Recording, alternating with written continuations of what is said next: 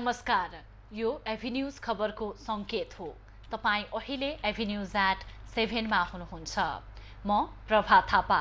प्रारम्भमा मूल खबर। माओवादी, राप्रपा र समाजवादीको चुनावी घोषणापत्र सार्वजनिक। निर्वाचन प्रणाली र शासकीय स्वरूप परिवर्तन गर्नुपर्नेमा जोड। शासन पद्धति व्यवहारमा लागू गर्ने।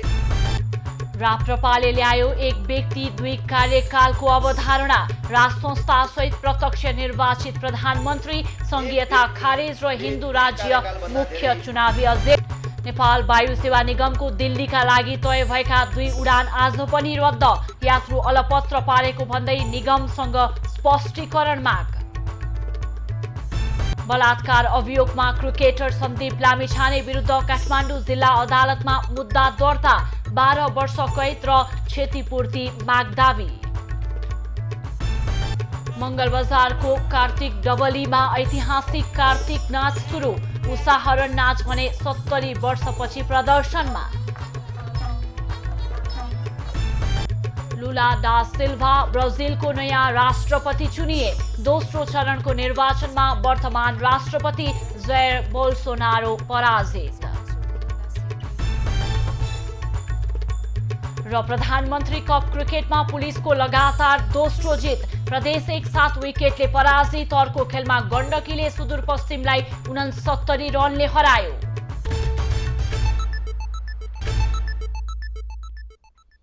अब खबरको सिलसिला प्रारम्भ गरौं माओवादीको चुनावी घोषणापत्र सम्बन्धी प्रसंगबाट।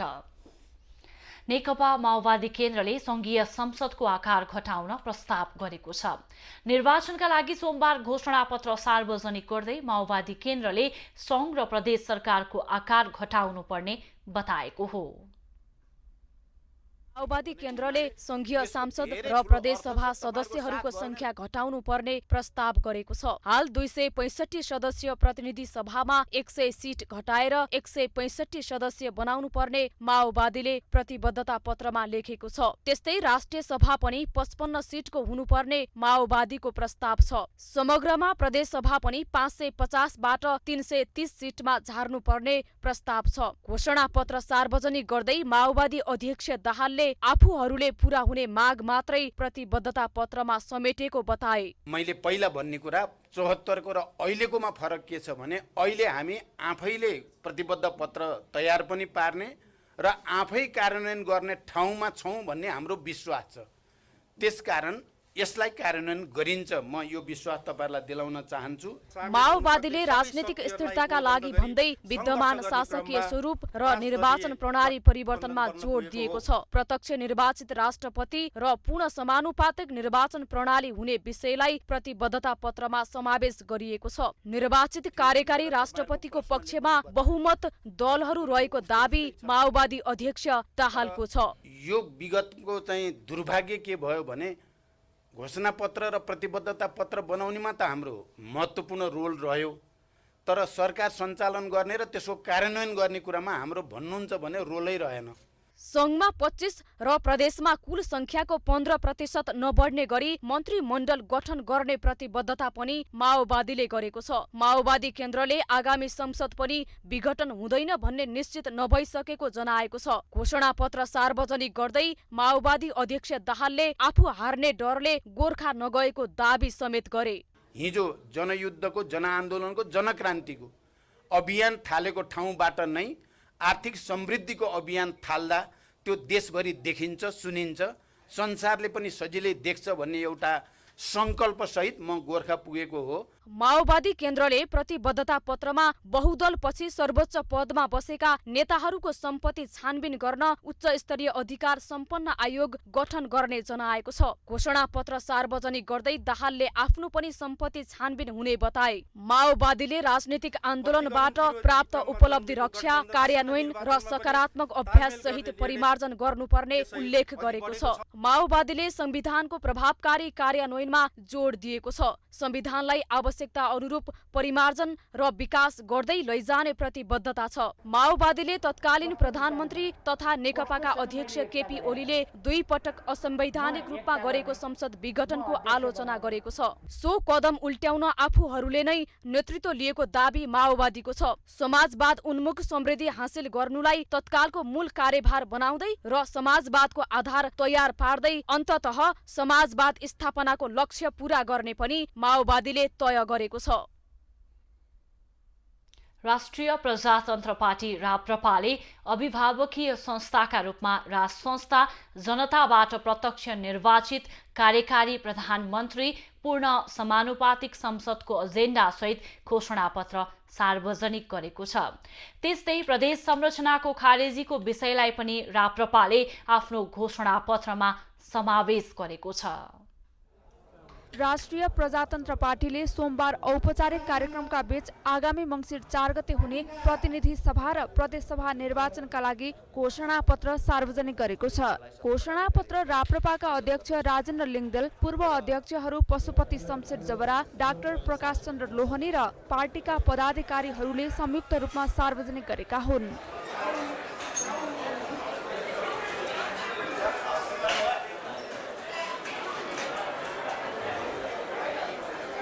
घोषणापत्र मार्फत राप्रपाले राज संस्थालाई अभिभावकीय संस्थाको रूपमा राख्नुपर्ने बताएको छ।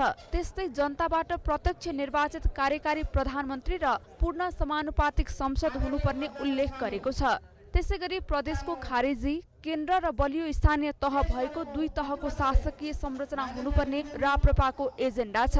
पूर्ण धार्मिक स्वतन्त्रता सहितको वैदिक सनातन धर्म सापेक्ष हिन्दू राष्ट्र हुनुपर्ने राप्रपाका अध्यक्ष राजेन्द्र लिङ्गदेलले बताए। र एक व्यक्तिले 2 कार्यकालभन्दा धेरै पार्टी अध्यक्ष, प्रधानमन्त्री जस्तो कार्यकारी पदमा बस्न नपाउने व्यवस्था। राप्रपाले उच्च स्तरीय नागरिक आयोग गठन गरी 2046 साल पछिका उच्च पदस्थ नेता तथा कर्मचारीको सम्पत्ति छानबिन गरी अवैध सम्पत्ति जफत गर्ने कानुनी व्यवस्था मिलाइने उल्लेख गरेको छ। उच्च स्तरीय नागरिक आयोग गठन गरी 2046 पछिका उच्च पदस्थ नेता तथा कर्मचारीहरूको सम्पत्ति छानबिन गरी अवैध सम्पत्ति जफत गर्ने कानुनी व्यवस्था मिलाउने, भ्रष्टाचार मुक्त, जवाबदेही तथा पारदर्शी शासन पद्धति व्यवहारमा लागू गर्ने, विद्यमान सम्पत्ति शुद्धिकरण ऐनमा सुधार ल्याइने। राप्रपाले आफ्नो घोषणापत्रमा नेपालको शान्ति क्षेत्र प्रस्तावलाई पुनर्जीवित गर्ने भनेको छ। असंलग्न र पञ्चशीलमा आधारित सन्तुलित परराष्ट्र नीति अवलम्बन गर्दै छिमेकी मुलुक लगायतका सबै मित्र राष्ट्रहरूसँग समनिकटताको सम्बन्ध कायम गरिने उल्लेख गरिएको छ। नेपालको शान्ति क्षेत्र प्रस्तावलाई पुनर्जीवित गर्ने, असंलग्न र पञ्चशीलमा आधारित सन्तुलित परराष्ट्र नीति अवलम्बन गर्ने, नेपालको भूभाग कसैको विरुद्ध प्रयोग हुन नदिइने, सबै असमान सन्धि सम्झौता तथा सीमा विवादलाई कूटनीतिक पहलबाट टुङ्ग्याइने। त्यस्तै सबै प्रकारका असमान सन्धि सम्झौताहरूको प्रशोधन तथा खारेजीका आवश्यक कूटनीतिक प्रयास गरिने बताइएको छ। राप्रपाले सत्ता केन्द्रित राजनीति नगर्ने जनाएको छ। आफ्नो पार्टीको प्राथमिकता पार्टीको मुद्दाहरू स्थापित गर्न केन्द्रित हुने अध्यक्ष लिङ्गदेलले घोषणापत्र सार्वजनिक कार्यक्रममा बताए। घोषणापत्रमा राप्रपाले नेपाल बन्द कहिल्यै नगर्ने प्रतिबद्धता व्यक्त गरेका छन्। स्वास्थ्य, हवाई, खानेपानी, विद्युत, ग्यास तथा पेट्रोलियम पदार्थ ढुवानी तथा वितरण लगायतका औद्योगिक क्षेत्रमा हडताल गर्न पूर्ण रूपमा प्रतिबन्ध लगाइने बताइएको छ। नेकपा एकीकृत समाजवादीले आसन्न प्रतिनिधि सभा र प्रदेशसभा निर्वाचनको लागि घोषणापत्र सार्वजनिक गरेको छ। घोषणापत्रमा संविधान र व्यवस्थाको रक्षा तथा देश विकासमा हालको निर्वाचन प्रणाली बाधक रहेको जनाउँदै प्रणाली परिवर्तनमा जोड दिएको छ। नेकपा एकीकृत समाजवादीले आसन्न निर्वाचनका लागि आत्मनिर्भर अर्थतन्त्रमा जोड दिएर चुनावी घोषणापत्र सार्वजनिक गरेको छ। सोमबार काठमाडौँ स्थित पार्टी कार्यालयमा उपाध्यक्ष राजेन्द्र पाण्डे, महासचिव बेदुराम भुसाल लगायतका नेताहरूले सामूहिक रूपमा पार्टीको चुनावी घोषणापत्र सार्वजनिक गरेका हुन्।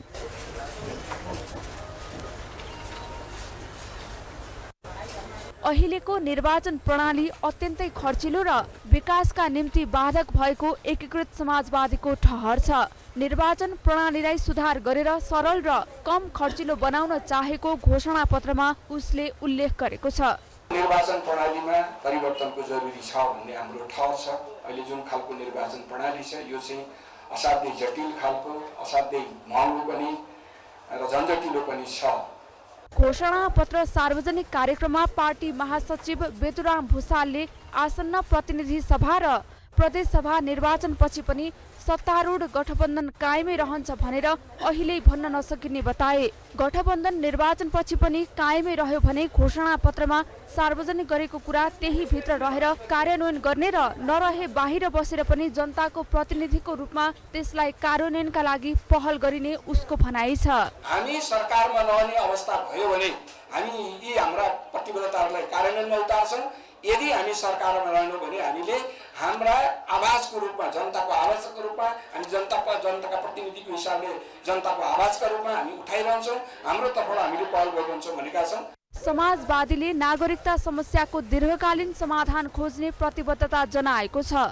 समाजवादीले मित्र राष्ट्रसँगको सीमा समस्या समाधान गर्न पहल गर्ने पनि घोषणा गरेको छ। हरेक घर परिवारलाई मासिक रूपमा 200 युनिटसम्म विद्युत महसुल छुट दिने प्रतिबद्धता पनि उसको छ।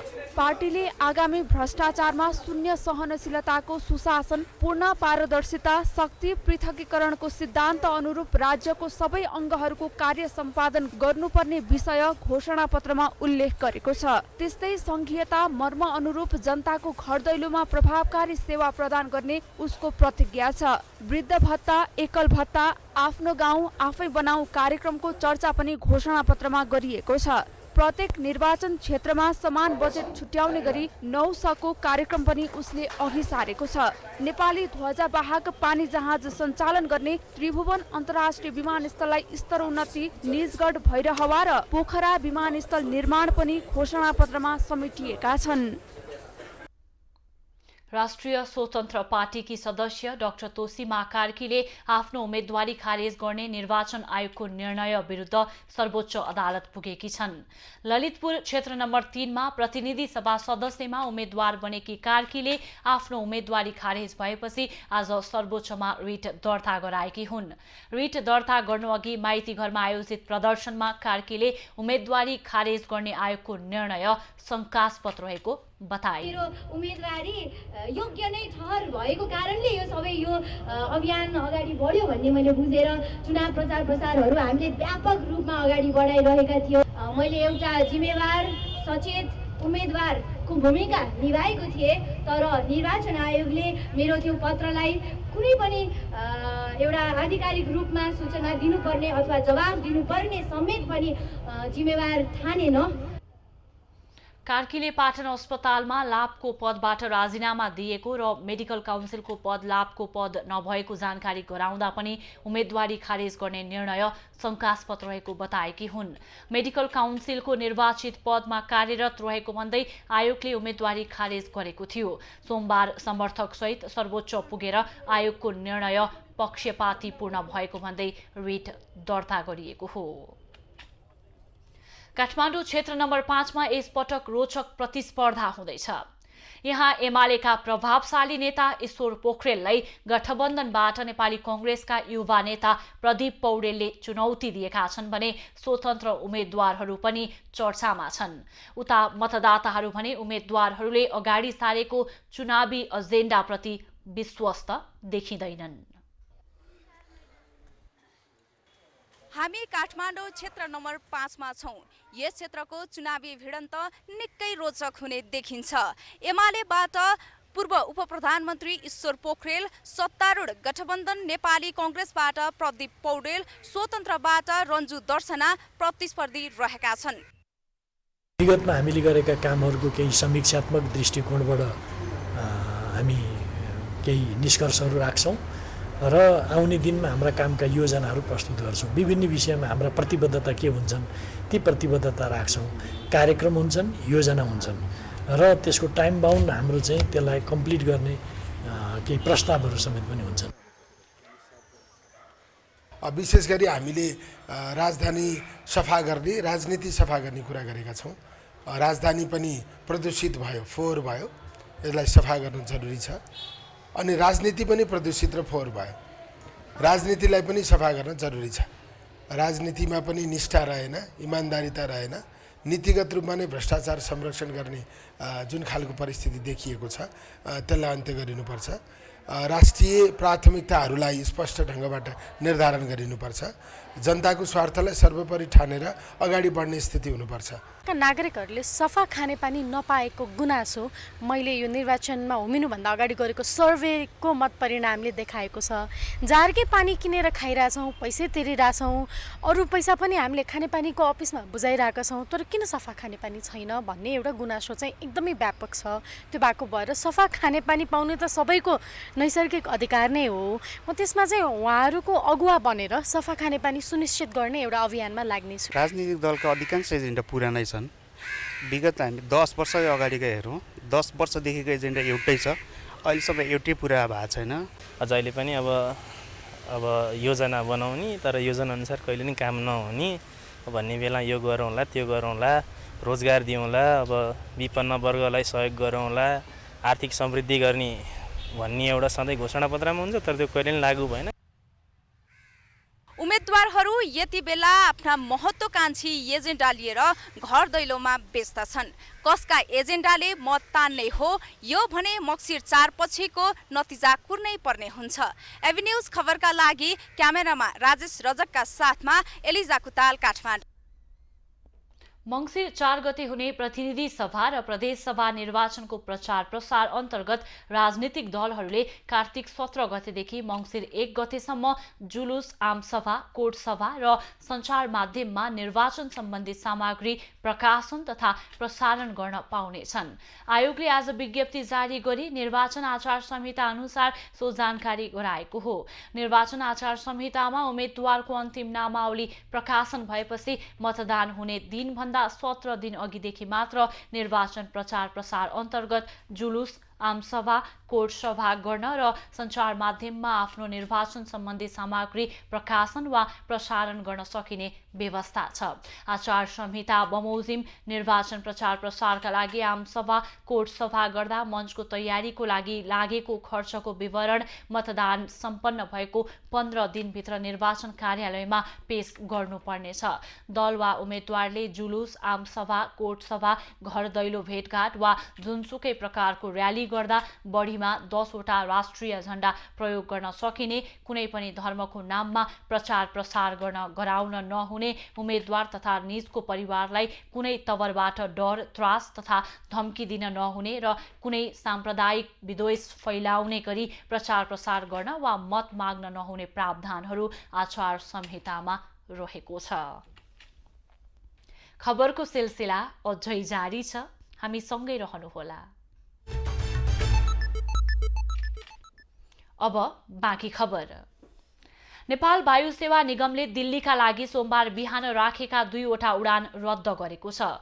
निगमले आज बिहानको नियमित र दिउँसोका लागि राखेको चार्टर उडान रद्द गरेको हो। आजका लागि तय भएको RA205206 काठमाडौँ दिल्ली काठमाडौँ र आइतबार त्रिभुवन अन्तर्राष्ट्रिय विमानस्थलले रोकेको RA217218 काठमाडौँ दिल्ली काठमाडौँको उडानका यात्रुहरूका लागि आज तय गरेको चार्टर उडान पनि रद्द भएको हो। नेपाल नागरिक उड्डयन प्राधिकरणले जाडोयामका लागि जारी गरेको उडान अनुमतिमा आइतबार र शुक्रबारको दिउँसोको उडान र सोमबार र बिहीबारको बिहानको उडान कटौतीमा परेकाले निगमले आज बिहानको नियमित उडान रद्द गरेको हो। त्यस्तै आइतबार काठमाडौँमा अलपत्र परेका यात्रुहरूका लागि तय गरेको चार्टर उडानको अनुमति नपाएपछि निगमले सो उडान पनि गर्न नसकेको हो। आइतबार दिउँसोको उडानका लागि टिकट काटेका 254 मध्ये 104 जनालाई अन्य वायु सेवा मार्फत निगमले भारत पठाएको छ।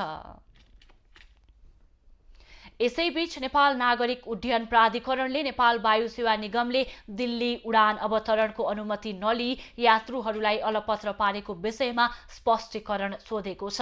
प्राधिकरणले आज विज्ञप्ति जारी गर्दै प्राधिकरणबाट उडान स्वीकृति नलिई नेपाल वायु सेवा निगमले दिल्ली उडान राखेकोमा आपत्ति जनाउँदै स्पष्टीकरण सोधेको जनाएको हो। निगमले आइतबार राखेको उडान गैर सैनिक हवाई उडान ऐन र नियमावली विपरीत भएको पनि प्राधिकरणले जनाएको छ। उडान र अवतरणको अनुमति बिना यात्रुलाई टिकट बिक्री गर्नु, बोर्डिङ पास दिनुलाई सिकागो महासन्धि तथा अन्तर्राष्ट्रिय नागरिक उड्डयन संगठनको उडान सुरक्षा मापदण्ड विपरीत भएको उल्लेख गर्दै प्राधिकरणले निगमलाई स्पष्टीकरण सोधिएको विज्ञप्तिमा उल्लेख छ। स्वीकृति नलिएको नेपाल वायु सेवा निगमको काठमाडौँबाट दिल्ली उड्ने उडान नम्बर RA217 का यात्रुहरूलाई विमानस्थलमा बोलाई यात्रुहरूलाई गन्तव्यमा नपुर्याई अलपत्र पारेको घटनाप्रति गम्भीर ध्यानाकर्षण भएको प्राधिकरणको भनाइ छ। नाबालिगलाई बलात्कारको आरोपमा पक्राउ परेका राष्ट्रिय क्रिकेट टोलीका पूर्व कप्तान सन्दीप लामिछाने विरुद्ध मुद्दा दर्ता भएको छ। जिल्ला सरकारी वकिलको कार्यालयले आज सन्दीप विरुद्ध 12 वर्षको कैद सजाय माग गर्दै काठमाडौँ जिल्ला अदालतमा मुद्दा दर्ता भएको हो। अदालतमा मुद्दा दर्ता भएसँगै मंगलबारदेखि सन्दीपको बयान हुनेछ। सोही दिन थुनछेक बहस सुरु हुनेछ। सन्दीप गत असोज 20 गते त्रिभुवन अन्तर्राष्ट्रिय विमानस्थलबाट पक्राउ परेका थिए। 3 पटकसम्म म्याद थप गरी प्रहरीले सन्दीप विरुद्ध अनुसन्धान गरेको थियो। सन्दीपले काठमाडौँकी 17 वर्षीय नाबालिगलाई भदौ 5 गते भक्तपुरको नगरकोट पुर्याएको र त्यसपछि काठमाडौँको एक होटलमा ल्याएर रातको समयमा जबरजस्ती करणी गरेको जाहेरीमा उल्लेख छ। सन्दीपले भने आफू निर्दोष रहेको र आफूले छिटोभन्दा छिटो न्याय पाउनेमा विश्वस्त रहेको बताउँदै आएका छन्। कायम मुकायम प्रधान न्यायाधीश हरिकृष्ण कार्कीले समाजलाई बुझेर न्याय निरूपण गर्ने हो भने कसैलाई पनि अन्याय नहुने बताएका छन्। आज काठमाडौँमा आयोजित कार्यक्रममा उनले समाज नबुझिकन गरिएको न्याय कानुनको अक्षरमा मात्रै सीमित हुने उल्लेख गरेका हुन्। कायम मुकायम प्रधान न्यायाधीश कार्कीले समाज यस्तो छ है भनेर समाजलाई बुझेर समाजको ऐना हेरेर न्याय निरूपण गर्दा मात्रै पीडितले न्याय पाउने बताए। त्यो छ है भनेर त्यो समाजलाई बुझेर समाजको ऐना हेरेर हामीले न्याय निरूपण गर्यौं भने मलाई लाग्छ न्याय ठिक ठाउँमा पर्न सक्छ। होइन भने समाज नबुझिकन न्याय गर्दा त्यो कोरा कानुनको अक्षरमा मात्रै सीमित हुन पुग्छ। व्यावहारिक रूपमा न्याय प्रदान नहुन सक्छ, न्याय प्राप्त गर्न नसक्ने अवस्था हुन सक्छ। त्यस्तै समाजसेवी अनुराधा कोइरालाले महिलाहरू एक ठाउँमा उभिएर चुनौतीहरूको सामना गर्ने हो भने अहिले भइरहेको समस्याहरू कम गर्न सकिने बताए। हामीले चाहिँ नि उहाँहरुकोबाट सिक्नु पर्ने हो कि हैन र तैँले मलाई उछिन्छस् अथवा म तँलाई उछिन्छु भन्ने कुरा चाहिँ होइन। यो सिटी फुकेर रेस गर्ने कुरा छैन। हामी सब एकजुट भयौँ भने मलाई लाग्छ अहिले भइरहेको जुन घटनाहरू छ त्यो घटनाहरू धेरै कम हुन्छ होला जस्तो लाग्छ मलाई। होस्ट राइटिङ नेपालले प्रकाशन गरेको पुस्तक हिम्मतवाली आमा डम्बर कुमारीलाई यशोदा तिमसिनाले सम्पादन गरेकी हुन्। बागलुङमा गण्डकी प्रदेश सभा सदस्यमा उम्मेदवारी दिएका नेताहरू मतदाता आकर्षित गर्न प्रचार प्रसारमा व्यस्त छन्। बागलुङको विकास र युवालाई रोजगारी लगायतका आश्वासन मतदातालाई बाँडिरहेका छन्। गण्डकी प्रदेशको 4वटा प्रदेश सभाको निर्वाचन क्षेत्र भएको बागलुङ जिल्लाबाट 5 दलीय गठबन्धन र एमाले लगायत अन्य साना पार्टीले प्रदेश सभा निर्वाचनमा प्रतिस्पर्धा गरिरहेका छन्। बागलुङ प्रतिनिधि सभा क्षेत्र नम्बर 1 को 1 मा उम्मेदवारी दिएका एमाले उम्मेद्वार हीरा बहादुर केसी आफूले चुनाव जितेमा मध्य पहाडी राजमार्ग काली गण्डकी करिडोर सडक सम्पन्न गराउने र पर्यटक भित्र्याउन पहल गर्ने बताउँछन्। जनताको बीचमा यी सम्पूर्ण ऐतिहासिक कार्यभारहरू पूरा गर्नको लागि युवा नेतृत्वको आवश्यकता खड्किरहेको छ र युवाहरूलाई विश्वास गरेर युवाहरूलाई नेतृत्वमा लिएर युवाहरूको पहल कदमी र नेतृत्वमा बागलुङलाई बदल्नु पर्नेछ, बागलुङलाई बनाउनु पर्नेछ। त्यो अभियानमा सबैको साथ दिनको लागि पनि म हार्दिक अनुरोध गर्न चाहन्छु। जिल्लाको क्षेत्र नम्बर 2 प्रदेशसभा 1बाट उम्मेद्वार बनेका नेपाली कांग्रेस जिल्ला सभापति जित बहादुर शेरचन जनताको स्वास्थ्य सेवाका लागि अस्पताल नै मुख्य एजेन्डा बनाएर अगाडि बढेका छन्। अस्पताल छैन, कम्तीमा 50-100 अस्पताल बनाउनु पर्ने छ। त्यहाँको वरिपरिका थुप्रै आय आर्जन गर्ने व्यवसायिक कृषि गर्ने ठाउँहरू छन्। ती व्यवसायिक कृषि गर्ने ठाउँहरूलाई जनजीविकासँग जोडेर हामीले अलिकति प्राविधिक ढङ्गले टेक्निकल ढङ्गले काम गरेर भोलि त्यो ठाउँलाई उत्पादनसँग जनतालाई जोडेर हामीले त्यहाँको आय आर्जन बढाउन सक्ने परिस्थिति थुप्रै छ। बागलुङ जिल्ला प्रतिनिधि सभा क्षेत्र नम्बर 1 प्रदेशसभा 2बाट नेपाली कांग्रेस पार्टीबाट उम्मेद्वार बनेका युवा नेता डिल्लीराम सुवेदीको भनाई भने यस पटकको निर्वाचनमा हजुरबा, बा र नाति 3 पुस्ता एकसाथ मिलेर निर्वाचनमा अगाडि बढेको बताउँछन्।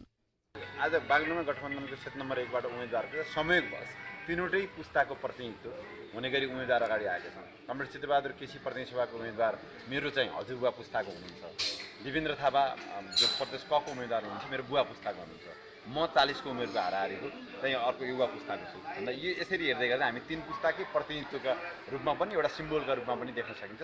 प्रदेशसभा 1 का सामाजिक एकता पार्टीका उम्मेद्वार भक्त बहादुर विश्वकर्मा पनि आन्तरिक पर्यटक मात्रै नभई बाह्य पर्यटक भित्र्याउने योजना रहेको बताउँछन्। बागलुङमा पर्यटनहरू बाह्य पर्यटनहरू छन्, तर आन्तरिक पर्यटनहरू छन्। बाह्य पर्यटनहरू नभएको स्थितिले गर्दा मैले बाह्य पर्यटनलाई पनि भित्र्याउने मेरो पहलकदमी छ।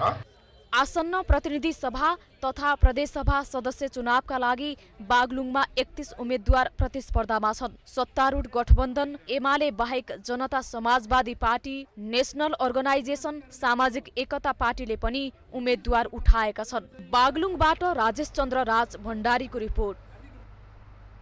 प्रतिनिधि सभा र प्रदेश सभाको चुनाव नजिकिएसँगै दोलखाका उम्मेद्वार घर दैलो र मतदाता भेटघाटमा केन्द्रित हुन थालेका छन्। मतदातालाई आकर्षण गर्न ठूला ठूला सभा र कोट सभा भन्दा पनि अनौपचारिक भेटघाट र छलफललाई प्राथमिकता दिन थालेका छन्। सम्भव भएसम्म सबै घरमा पुग्ने र मतदातासँग भेटघाट गर्ने योजना उम्मेद्वारहरूको रहेको छ। 1 प्रतिनिधि सभा र 2 प्रदेश सभा निर्वाचन क्षेत्र रहेको दोलखामा सत्ता गठबन्धन र नेकपा एमाले बीच मुख्य प्रतिस्पर्धा हुने देखिएको छ। दोलखामा गठबन्धनको तर्फबाट प्रतिनिधि सभा सदस्यमा माओवादी केन्द्रका गंगा कार्की, प्रदेश सभा 1 मा नेपाली कांग्रेसका केन्द्रीय सदस्य कुन्दन राज काफ्ले र प्रदेश सभा 2 मा जिल्ला सभापति बर्मा लामाको उम्मेदवारी रहेको छ। नेकपा एमालेको तर्फबाट प्रतिनिधि सभामा बालकृष्ण शिवाकोटी, प्रदेश सभा 1 मा नरबहादुर श्रेष्ठ र प्रदेश सभा 2 मा भरत केसीको उम्मेदवारी रहेको छ। दोलखामा 1 प्रतिनिधि सभा र 2 प्रदेश सभा गरी 3 सिटका लागि राजनीतिक दल र स्वतन्त्र उम्मेद्वार गरी 52 जना प्रतिस्पर्धामा रहेका छन्। तिहार पछिको पहिलो कारोबारको दिन नेप्से परिसूचक वृद्धि भएको छ। तिहार अघि 14 अङ्कले बढेर बन्द भएको नेप्से तिहार पछिको पहिलो कारोबारको दिन आज 16 अङ्कले बढेको हो। सोमबार नेप्से परिसूचक 16.39 अङ्कले वृद्धि भएर 1874.87 बिन्दुमा पुगेको छ। त्यस्तै सेन्सिटिभ इन्डेक्स 1.35% बढेको छ भने फ्लोट इन्डेक्स 0.91% र सेन्सिटिभ फ्लोट इन्डेक्स 1.56% बढेको छ। आज कारोबारमा आएका 224 कम्पनीको 25,74,975 केता शेयर 69,73,17,17,611 रुपैयाँ बराबरको कारोबार भएको छ।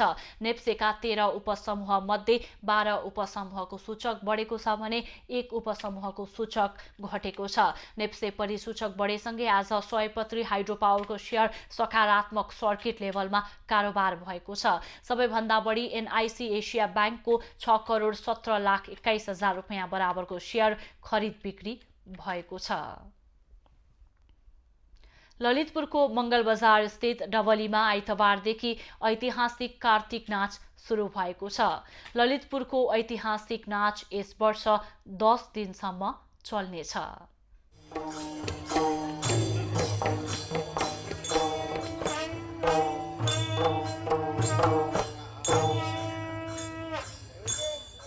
381 वर्षदेखि निरन्तर रूपमा सञ्चालन भइरहेको ऐतिहासिक कार्तिक नाच आइतबारदेखि सुरु भएको छ।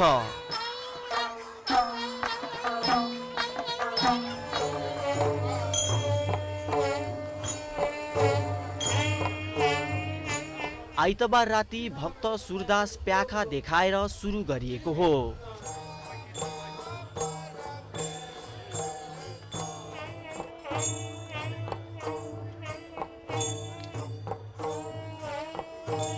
कलाकारलाई डेङ्गु संक्रमण भएका कारण यो वर्ष 2वटा नाच भने नहुने भएको छ। उदाहरण नाच भने 70 वर्षपछि देखाइएको छ। यो नाच चाहिँ मार बाँदर भन्छ होला हैन, माधव बाँदर भन्ने पनि गरिन्छ, मार बाँदर पनि भन्छ यसलाई। यो चाहिँ आजभन्दा 2007 साल 6 सालसम्म प्रस्तुत गरेको थियो। त्यो जुन यो प्रजातन्त्र आइसकेपछि यो नाच चाहिँ त्यो 2 दिन मात्र प्रस्तुत गर्ने गर्यो। त्यसपछि त्यो नाच चाहिँ बन्द हुँदै आजसम्म पनि देखाउन सकिएको छैन।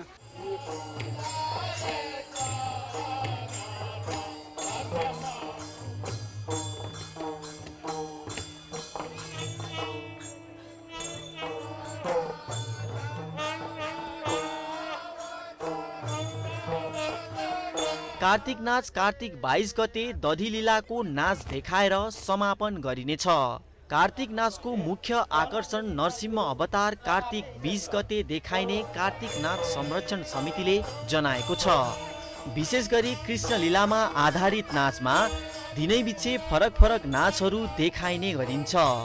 यो नाच नेपालसम्म 761 सालदेखि प्रदर्शन हुँदै आएको छ। नाच यसपालि 382 वर्ष पुगेको समितिले जनाएको छ। यो नाचको महत्त्व भनेको यो नाच चाहिँ तान्त्रिक रूपमा प्रस्तुत गरिने नाच हो।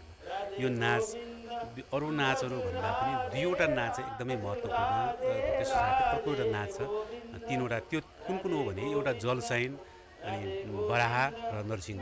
जलशयन भनेको जुन हरिबोधिनी एकादशीको दिनमा प्रस्तुत गरिन्छ र द्वितीयाको दिनमा बराहा नृत्य प्रस्तुत गरिन्छ र तृतीयाको दिनमा नरसिंह। विक्रम सम्वत 1697 मा पाटनका राजा सिद्धिनरसिंह मल्लले देश र जनताको कल्याणार्थ सो नाच चलाएका थिए। कार्तिक नाच विश्वकै सबैभन्दा लामो नाट्य महोत्सवका रूपमा लिने गरिन्छ।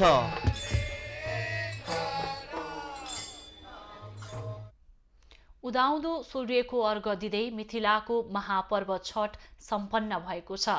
4 दिवसीय छठको अन्तिम दिन आज सूर्यदेवलाई ठेकुवा, भुसवा, नरिवल, केरा, अदुवा, फलफुल सहितका विभिन्न परिकारहरूको अर्घ अर्पण गरिएको हो। उदाउँदो सूर्यको अर्घ दिँदै मिथिलाको महान पर्व छठ सम्पन्न भएको छ। जनकपुर धामका हरेक व्यक्ति पूजामा सहभागी भएका थिए। समापन अवसरमा हजारौंको सहभागिता रहेको थियो।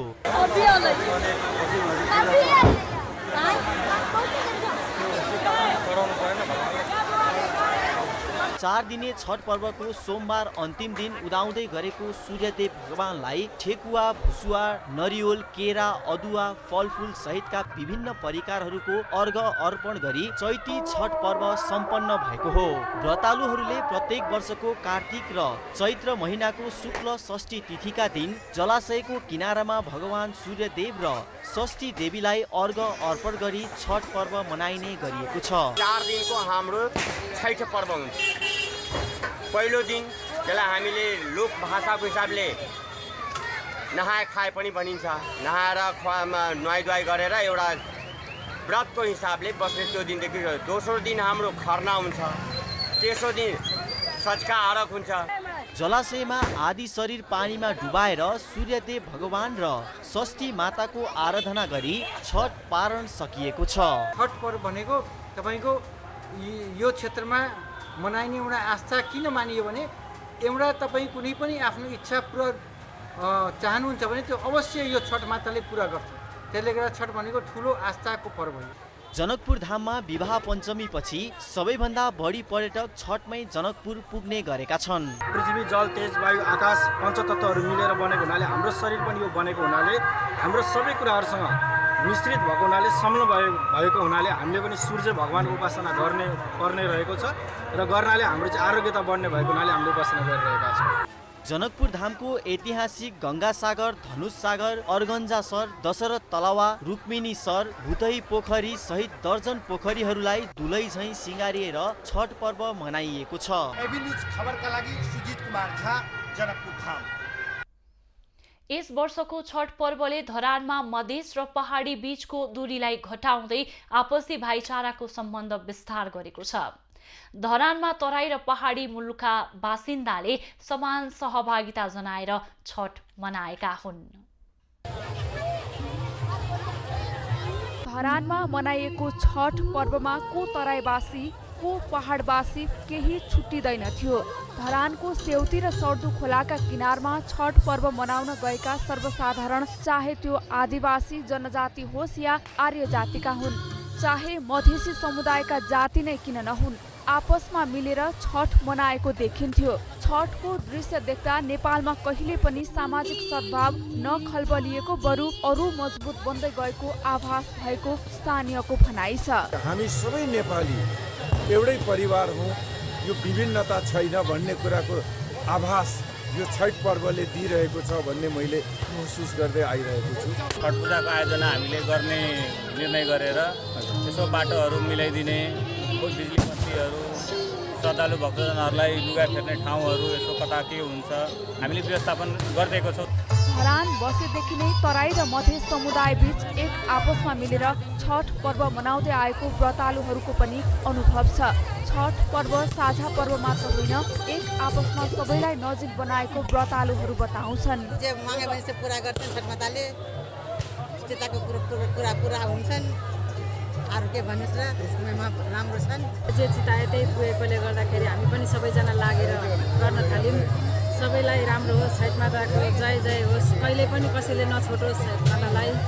यसरी नै सबैजनाले मायाले सबैले गर्दै जाउन्। जे मागो पुरा हुन्छ भन्ने एउटा सुनेर हामी राईमतले पनि यो पूजालाई मान्दै आयौँ होइन, यो देवतालाई मान्दै आएर व्रत बसेको जस पुरा गरिदिनु हुँदो रहेछ माताले भन्ने एउटा विश्वासले। त्यसो त धरानलाई आदिवासी जनजातिको सहर पनि भन्ने गरिन्छ। यहाँ धेरै चासोक, तङनाम, उधौली, उभौली, साकेला पर्व, नेवारीहरूको विभिन्न सांस्कृतिक पर्व हुने गर्छ। पछिल्लो समय यहाँका जनजातिले समेत छठ पर्व धुमधामका साथ मनाउने गरेका छन्। विनय प्रधान, धरान। खबरको सिलसिला अझै जारी छ, हामी सँगै रहनुहोला। अब पालो एभिन्यूज एट स्पोर्ट्सको।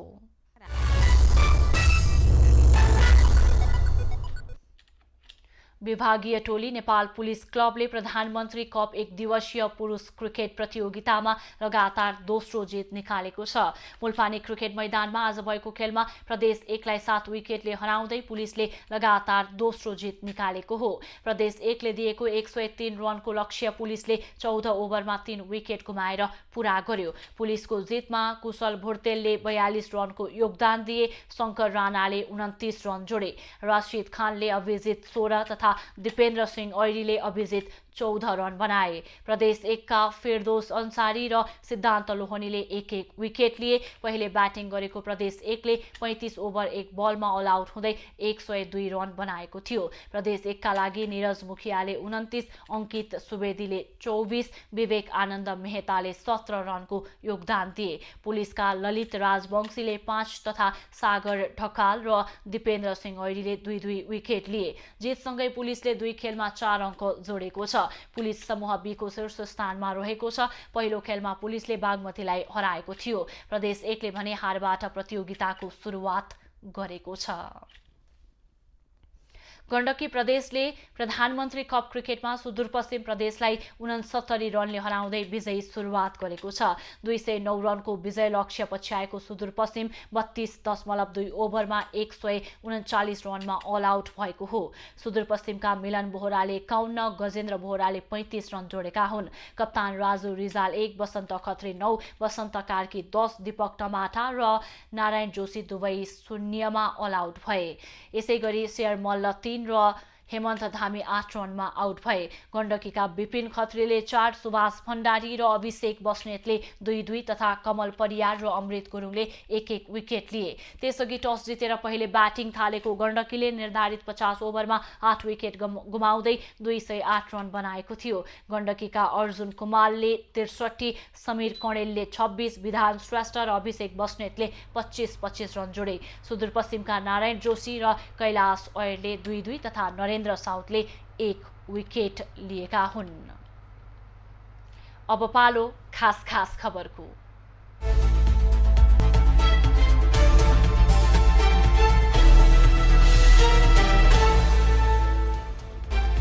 रूपन्देहीमा छठघाट जाने क्रममा कारले ठक्कर दिँदा 3 जनाको मृत्यु भएको छ।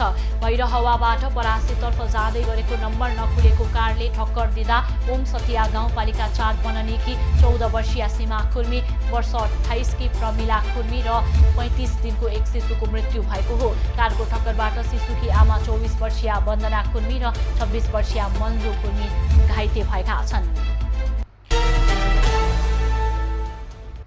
नेपालमा डेङ्गुबाट मृत्यु हुने बिरामीको संख्या 54 पुगेको छ। स्वास्थ्य तथा जनसङ्ख्या मन्त्रालयको विवरण अनुसार डेङ्गुबाट थप 2 जना बिरामीको मृत्यु भएको हो।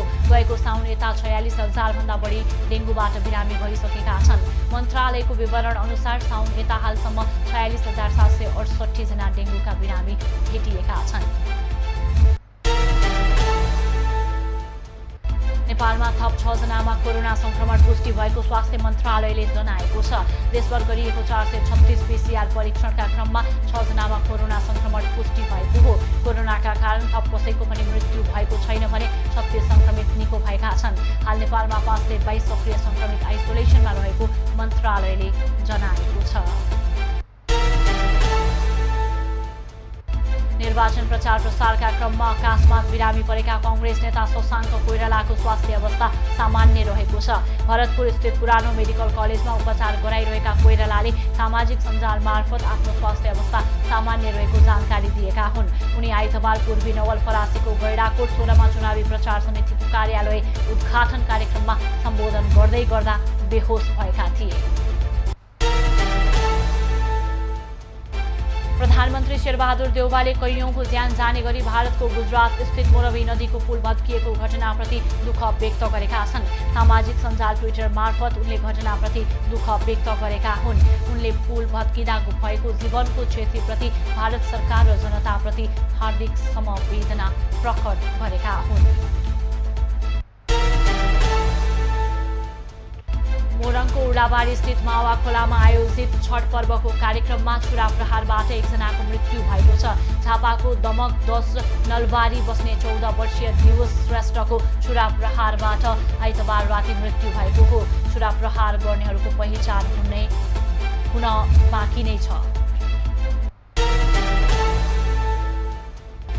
माओवादी केन्द्रका अध्यक्ष पुष्पकमल दाहालकी पत्नी सीता दाहाल डिस्चार्ज भएकी छन्। सीताको स्वास्थ्यमा समस्या आएपछि 15 दिन अघि ललितपुरको मेडिसिटी अस्पताल भर्ना गरिएको थियो। पार्किन्सन जस्तै लक्षण भएको रोग देखिएकोमा स्वास्थ्यमा सुधार आएपछि डिस्चार्ज गरिएको हो।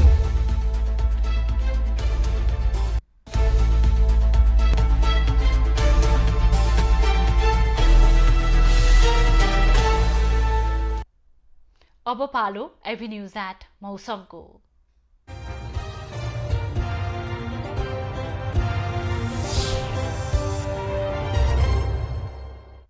पछिल्लो 24 घण्टामा प्रदेश 1 गण्डकी र कर्णाली प्रदेशका पहाडी भूभागमा आंशिक बदली रही बाँकी भूभागमा मौसम सामान्यतया सफा रह्यो। आज राति प्रदेश 1 र गण्डकी प्रदेशका पहाडी भूभागका 1-2 स्थानमा हल्का वर्षाको सम्भावना रहेको जल तथा मौसम पूर्वानुमान महाशाखाले जनाएको छ।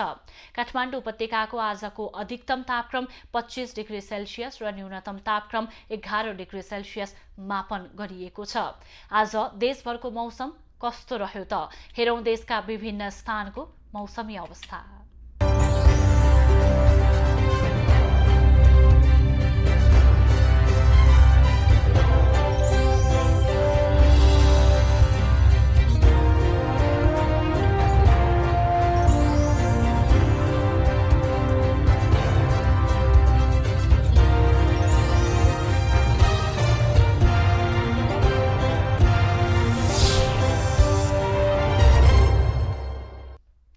अहिलेलाई खबरको क्रम यति नै।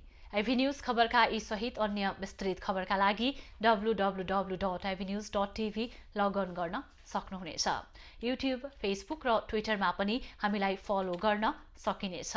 खबर भित्रको खबरका लागि हेर्दै रहनुहोला आइभी न्यूज खबर। नमस्कार।